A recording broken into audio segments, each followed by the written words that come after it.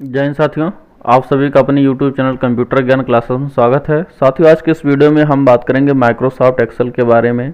Microsoft Excel क्या है और उसका प्रयोग कहाँ किया जाता है, कैसे किया जाता है और उसमें प्रयोग होने वाले विभिन्न प्रकार के ऑप्शंस के बारे में आज हम जानेंगे। ठीक है, तो चलिए वीडियो को शुरू करते हैं।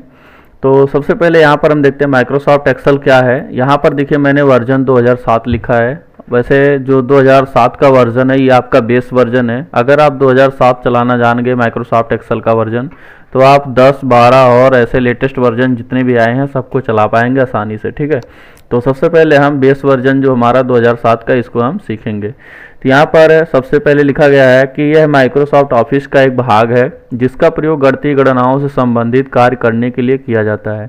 इसके प्रयोग से हम किसी भी प्रकार के रिपोर्ट या फिर अन्य प्रकार के डाटा का निर्माण कर सकते हैं। माइक्रोसॉफ्ट एक्सेल को स्प्रेडशीट सॉफ्टवेयर के नाम से भी जाना जाता है।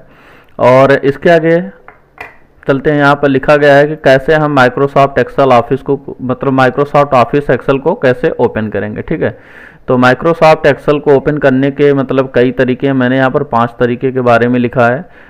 तो ये वैसे ऑल वर्जन पर अप्लाई होगा, चाहे जो वर्जन हो आप उसको ओपन कर सकते हो इसके थ्रू। तो पहला हमारा है click on the start button. All programme में जाना है, फिर यहाँ जाना। मैं आपको प्रैक्टिकल करके दिखा रहा हूँ। ठीक है, सबसे पहले हमें यहाँ स्टार्ट बटन पर क्लिक करना है और उसके बाद ऑल प्रोग्राम पर क्लिक करना है। यहाँ ऑल ऐप्स लिखा गया है। और उसके बाद देन हम जाएंगे माइक्रोसॉफ्ट ऑफिस का फोल्डर एक आपको मिलेगा, उस फोल्डर में जाना आपको। और जैसे यहाँ पर ये विंडोज़ 11 में यूज़ कर रहा हूँ इसलिए इसमें अलग अलग दे रखा है क्योंकि अल्फ़ाबेट से दे रखा है। ठीक है, तो यहाँ पर माइक्रोसॉफ्ट एक्सेल जो हमें वो ऊपर ही मिल जाएगा देखने को। ठीक है, तो ई से आएगा वो या फिर एम में जाएगा। ठीक, तो यहाँ पर एक्सेल देखिए ई से है तो एक्सेल वाले में यहाँ पर दिख रहा है। ठीक, यहाँ पर ऐसे हम क्लिक कर देंगे। अगर आप विंडोज़ 7 यूज़ कर रहे हैं तो आपको पहला वाला नियम फॉलो करना पड़ेगा और तब जाकर वो खुलेगा। ठीक, तो यहाँ पर मैं इसको क्लिक करता हूँ तो ये माइक्रोसॉफ्ट एक्सेल ओपन हो चुका है। ये हमारा जो है ये वर्जन माइक्रोसॉफ्ट एक्सेल जो है ये मेरा ऑफिस का वर्जन 2019 का है। तो कोई बात नहीं, सेम है, बस आपको एक सीखना है। एक 2007 सीखने के बाद आप सब चला ले जाएंगे। वैसे इस पर भी प्रैक्टिकल कर सकते हैं आराम से, कुछ ज़्यादा चेंजिंग नहीं हुआ इसमें। ठीक, अगला तरीका हमारा है क्लिक ऑन स्टार्ट बटन। फिर टाइप करना है एक्सेल इन सर्च बॉक्स और इंटर की प्रेस कर देनी है। कहने का मतलब ये है कि आपको सर्च बॉक्स पर क्लिक करना है और उसमें EXCEL इतना टाइप करके इंटर बटन दबा देना है कीबोर्ड से और ये ओपन हो जाएगा। दूसरा तरीका भी हो चुका। तीसरा तरीका क्या है, राइट क्लिक ऑन डेस्कटॉप। मतलब हमें क्या करना है, डेस्कटॉप पर राइट क्लिक करना है। उसके बाद कहाँ जाना है, न्यू ऑप्शन पर जाना है। और न्यू ऑप्शन पर जाने के बाद हमें कहाँ जाना है, choose Microsoft Excel worksheet option.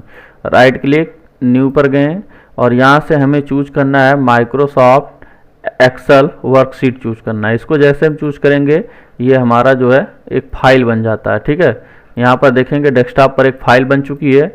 अब इसको डबल क्लिक करके आप खोल सकते हो। ठीक, ये भी हो गया आपका तीसरा भी तरीका।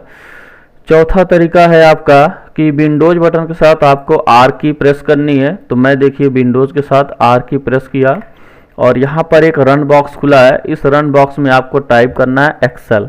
तो यहाँ मैंने एक्सेल टाइप कर दिया, EXCEL, और इंटर की प्रेस कर दिया, तब भी यहाँ पर हमारा एक्सेल ओपन हो जाता है। ठीक है, अब अगला तरीका हमारा है ओपन कमांड प्रॉम्प्ट बॉक्स। मतलब आपको कमांड प्रॉम्प्ट ओपन करना है। CMD लिखेंगे तो ये कमांड प्रॉम्प्ट आ जाएगा, इसको ओपन करना है।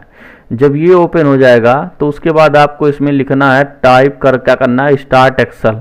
इसमें लिखना है START start EXCEL Excel. Enter key press कर देना है, तब भी आपका माइक्रोसॉफ्ट एक्सेल ओपन हो जाता है। तो ये रहे एक्सेल को ओपन करने के कुछ खास ट्रिक। अब अगला ऑप्शन हमारा आता है interface of Microsoft Excel window. जो एक्सेल का विंडो खुलेगा उसमें हमें इंटरफेस क्या क्या करने को मिल रहा है। ठीक है, उसके बारे में सीखेंगे। पहला है टाइटल बार, यह विंडो के सबसे ऊपर स्थित होता है जिसमें प्रोग्राम तथा फाइल का नाम प्रदर्शित होता है। ठीक है, तो अगर मैं एक्सेल को ओपन करूं तो यहाँ पर आप देख रहे होंगे ये सबसे ऊपर वाला भाग है, इसको बोलते हैं टाइटल बार, जिसमें बुक 1 लिखा गया है और एक्सेल लिखा गया है। ठीक, इसको टाइटल बार बोलते हैं।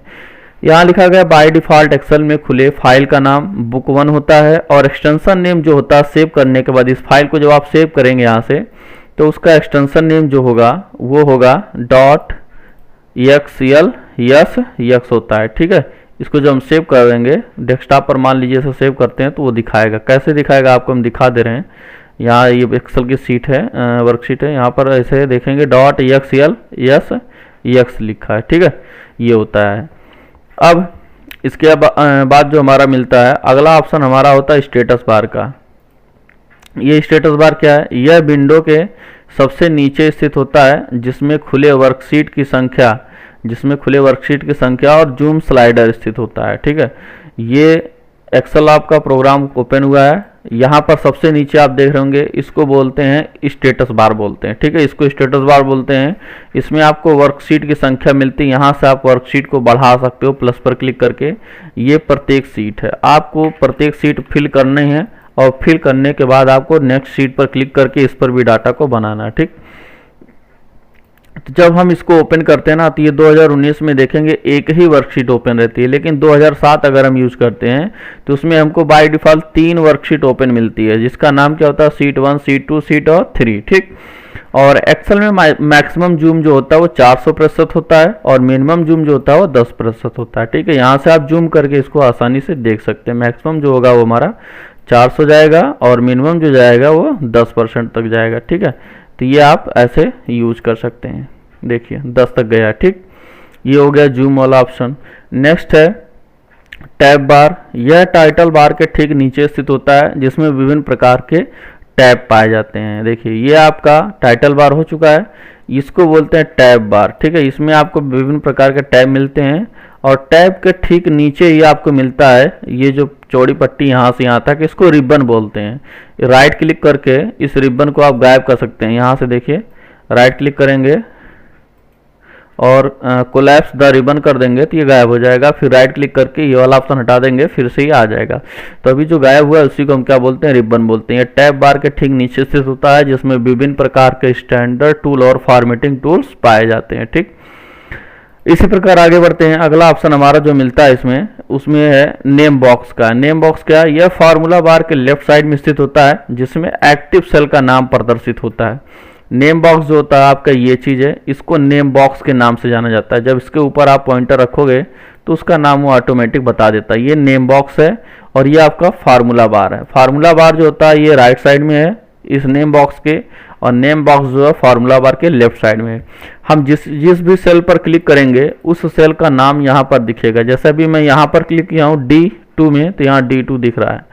और इसी नेम बॉक्स का प्रयोग करके हम किसी भी सेल में शीघ्रता पूर्वक जा सकते हैं।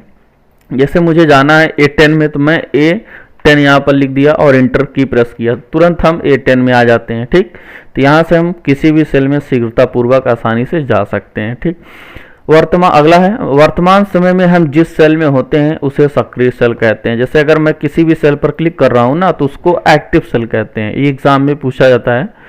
अगला, किसी भी सेल को सक्रिय करने के लिए टैब, इंटर की और एरो की का प्रयोग करते हैं। जैसे आप टैब बटन दबाएंगे कीबोर्ड से तो आपका अगला सेल एक्टिव हो जाएगा, इंटर दबाएंगे तो आप नीचे आएंगे, और एरो की अप डाउन लेफ्ट राइट के प्रयोग से आप किसी भी सेल को एक्टिव कर सकते हैं। ठीक है, इसके बाद है फार्मूला बार। यह नेम बॉक्स के राइट साइड में स्थित होता है जिसमें एक्टिव सेल का डाटा और फार्मूला प्रदर्शित होता है। जैसे अगर मैंने इसे D4 वाले सेल में कुछ लिखा तो इसमें लिखा हुआ डाटा जब इस पर क्लिक करूंगा इस सेल पर, तो इसमें लिखा हुआ डाटा ये फार्मूला बार में प्रदर्शित होगा। इसको यहाँ से हम कैंसिल कर सकते हैं, एक्सेप्ट कर सकते हैं, फंक्शन वगैरह ला सकते हैं। ठीक है, और यही फार्मूला बार से हम इसमें संशोधन भी कर सकते हैं। तो ये हो गया आपका फार्मूला बार। ठीक, उसके बाद फार्मूला बार में 3 बटन पाई जाती हैं, इंसर्ट फंक्शन, कैंसिल और एंटर। तो यहाँ पर देखेंगे ये कैंसिल है और ये एक्सेप्ट है, मतलब इंटर है, और ये आपका इंसर्ट फंक्शन है। यहाँ से हम विभिन्न प्रकार के फंक्शन यूज कर सकते हैं एक्सेल में। तो इसका प्रयोग मैं अगली वीडियो में बताऊंगा, फंक्शन क्या होते हैं, कैसे यूज करते हैं। और अगला हमारा वर्कशीट है। वर्कशीट क्या होता है? माइक्रोसॉफ्ट एक्सेल में खुलने वाले इलेक्ट्रॉनिक पेज जिसमें बहुत से रो, कॉलम और सेल होते हैं उसे वर्कशीट कहते हैं। ठीक है, आप जब ये ओपन करते हैं, आप जब ये एक्सेल ओपन करते हैं तो यहाँ पर एक मतलब पेज खुला है, इलेक्ट्रॉनिक पेज, जिसमें छोटा छोटा बॉक्स दिख रहा है, इसको हम सेल बोलते हैं। ये ऊपर से नीचे जाने वाली लाइंस को कॉलम बोलते हैं और लेफ्ट से राइट जाने वाली लाइंस को रो बोलते हैं। तो रो और कॉलम जब एक दूसरे को काटते हैं तो बीच में ये छोटा छोटा बॉक्स बन रहा है, इसी बॉक्स को हम सेल कहते हैं। ठीक है, यहाँ पर दिख रहा होगा आपको, लिखा गया है। तो अगला है वर्कबुक किसे कहते हैं? बहुत से वर्कशीट के समूह को वर्कबुक कहते हैं। जैसे आपके पास एक कॉपी है तो कॉपी में क्या होता है, बहुत से पेज होते हैं, तो वैसे इसमें वर्कशीट जो है वो पेज हो गया और वर्कबुक जो होता है वो बहुत से पेजों का समूह हो गया। तो यहाँ पर बहुत से वर्कशीट के समूह को वर्कबुक कहा जाता है। ठीक, अगला ऑप्शन हमारा आता है रो का। तो रो क्या होते हैं? वर्कशीट में लेफ्ट से राइट जाने वाली लाइंस को रो कहते हैं और एक वर्कशीट में कुल जो है 10, 48, 576 रो होते हैं जो नंबरिंग वाइज होते हैं। ठीक है, और ये नंबर वाइज आपको यहाँ मिल रहा होगा, देखिए 1 2 3 करके ये है, इसको रो बोलते हैं। ठीक, किसी भी रो पर क्लिक करेंगे तो पूरा एक रो सिलेक्ट हो जाएगा शुरू से लेकर के लास्ट तक। और आप सबसे अंतिम वाले रो पर अगर जाना चाहते हैं तो आपको कंट्रोल बटन के साथ डाउन वाली एरो की दबाना है, सबसे नीचे आप आ जाएंगे और अप वाली से ऊपर चले जाएंगे। और कंट्रोल के साथ अगर लेफ्ट दबाएंगे तो लेफ्ट में, राइट दबाएंगे तो सबसे अंतिम वाले कॉलम में चले जाएंगे। तो यहाँ पर ये भी पूछा जाता है कॉलम का नाम। तो पहले कॉलम का नाम ए है और अंतिम कॉलम का नाम XFD होता है। ठीक है, तो रो हो गया आपका। कॉलम पूछता है कॉलम, वर्कशीट में ऊपर से नीचे आने वाली रेखा को कॉलम कहते हैं। एक वर्कशीट में कुल 16,384 कॉलम होते हैं। पहले कॉलम का नाम ए और अंतिम कॉलम का नाम XFD होता है। ठीक है, और अगली बात आती है सेल की। तो रो तथा कॉलम के परस्पर कटान से जिस बॉक्स का निर्माण होता है उसे सेल कहते हैं। सेल का नाम रो तथा कॉलम से मिलकर बना होता है, जैसे A1, A2, A3, मतलब कुछ भी आप यहाँ देख रहे होंगे, जैसे जितने भी ये सभी सेल हैं। ठीक है, अब यहाँ पर हम जैसे I2 पर हमने क्लिक किया तो यहाँ पर I2 हो गया। ठीक, अभी इसका प्रयोग हम आपको बता रहे हैं, इसमें आप किस प्रकार के डाटा का निर्माण कर सकते हैं। ठीक, जैसे मान लेते हैं आपको काउंटिंग लिखनी, गिनती लिखनी है, तो आप पहले 1 लिखेंगे, फिर उसके नीचे जस्ट 2 लिख देंगे। ठीक, अब इन दोनों को सिलेक्ट कर लेना है। सिलेक्ट करने के बाद इस कॉर्नर पर आपको छोटा सा प्लस मिलेगा, इस पर आपको प्रेस करके माउस से ड्रैग कर देना नीचे तक। ठीक है, तो ये 10 तक जाएगा। फिर अगली आप 11 लिखिएगा गिनती और 12 लिखिएगा। ठीक है, इसको सिलेक्ट करके यहाँ से आप प्लस बनेगा छोटा सा, ऐसे ड्रैग करेंगे तो ये पूरा आ जाएगा। अब इन दोनों को सिलेक्ट करके और यहाँ से जितना आप ड्रैग करेंगे उतनी गिनती आपकी काउंटिंग बननी शुरू हो जाएगी। ठीक है, तो यहाँ 370 तक देखिए काउंटिंग हो चुकी है और ये सभी सही है। ठीक, इसी प्रकार से यदि हम मान लेते हैं 2 कॉलम ले रखे हैं हमने और यहाँ पर कुछ संख्या को हमने इंटर कर दिया, जैसे मैंने यहाँ पर कुछ संख्या को ऐसे इंटर कर दिया और इंटर करने के बाद कॉलम नंबर 2 पर आ जाते हैं। यहाँ पर हमने कुछ संख्या को इंटर किया। अब फाइनल करना क्या है, हमें इन दोनों को सम कराना है। तो सम करने के लिए हम यहाँ पर एक साइन का यूज करेंगे, फार्मूला। तो फार्मूला का प्रयोग करने से पहले हमें बराबर का चिन्ह लगाना पड़ता है हमेशा, याद रखिएगा। तो यहाँ पर बराबर का चिन्ह हमने लगाया और ये देखिए सेल एड्रेस कहाँ, ये मैं लिखा हूँ 12 जो लिखा हूँ ये B4 में लिखा हूँ। तो यहाँ पर B और 4 लिखना होगा हमें, फिर प्लस का साइन देना है। उसके बाद ये है C4 वाले कॉलम में, C4 यहाँ से ये इसको कॉलम और रो को गिना जाता है। ठीक है, C4 है। C4 अगर क्लिक कर देते तब भी अपने आप ये लिख देता है। फिर इंटर की प्रेस करेंगे और देखेंगे यहाँ पर आपका 24 आ चुका है, 24। ठीक है, इसको आप ड्रैग कर देंगे। ड्रैग करेंगे तो ऑटोमेटिक ये सभी डाटा को क्या करेगा, जोड़ देता है। ठीक है, सम कर देता है। ठीक, इसी प्रकार से फिर इसको डिलीट कर सकते हैं। सिलेक्ट करके डिलीट बटन दबा देंगे, डिलीट हो जाएगा। अगर इसका मल्टीप्लाई कराना चाहते हैं तो बराबर का चिन्ह लगाएंगे। सबसे पहले ये संख्या कहाँ है, B4 में है, फिर उसके बाद स्टार का चिन्ह लगाएंगे। उसके बाद ये संख्या कहाँ है, C4 में। इतना टाइप करके इंटर मार देंगे, इन दोनों का मल्टीप्लाई हो जाएगा और फिर इसको नीचे तक क्या करेंगे, ड्रैग कर देंगे। सबका रिजल्ट यहाँ पर आ जाता है। ठीक, इसी प्रकार से अगर हम इसको मान लीजिए डिवाइड करना चाहते हैं तो यहाँ पर =2 का साइन देंगे और ये संख्या उसके बाद डिवाइड ये संख्या। ठीक है, ऐसे इंटर कर देंगे तो यहाँ पर 1 आया और इसी को पूरा खींच देंगे, यहाँ से ड्रैग कर देंगे तो जो आएगा यहाँ पर हमारा पूरा आ जाता है। ठीक है, अभी देखिए यहाँ पर मैं अगर 15 कर देता हूँ और यहाँ पर 3 कर देता हूँ। ठीक है, तो मतलब 15 में भाग देना 3 से तो कितना आएगा, 5 आएगा भागफल। ठीक है, तो ये भागफल आ रहा है आपका। ठीक, और इसी तरीके से यदि मैं मतलब सब्सट्रैक्शन यूज़ करता हूँ, माइनस करता हूँ सबको, तो ये संख्या ले लिया मैंने। और मतलब यहाँ पर पहले इक्वल टू का चिन्ह लगाना आपको, मतलब B4 फिर minus C4, inter key press करेंगे तो ये आ गया माइनस हमारा 0, ठीक। और इसको ड्रैग कर देंगे तो ये संख्या आ जाएगी। कम संख्या में से ज़्यादा संख्या घटाएंगे तो माइनस में चली गई है। फिलहाल अगर हम इस संख्या को चेंज करते हैं तो कोई बात नहीं, अपने आप डाटा भी हमारा क्या होगा, चेंज हो जाएगा, ठीक। इसी तरीके से हम यूज कर सकते हैं। तो ये हो गए कुछ बेसिक जानकारियाँ एक्सेल में। बाकी मिलेंगे नेक्स्ट वीडियो में एक नई सेटिंग के साथ और यहाँ पर एक नए टैब के साथ। बाकी हम फार्मूला का यूज़ करना भी आपको सिखाएंगे। और वीडियो में अंत तक बने रहने के लिए धन्यवाद। यदि वीडियो अच्छी लगी हो तो वीडियो को लाइक और चैनल को सब्सक्राइब जरूर करें, जिससे हमारे लेटेस्ट अपडेट आपको आसानी से और जल्दी से मिलते रहें, ठीक है।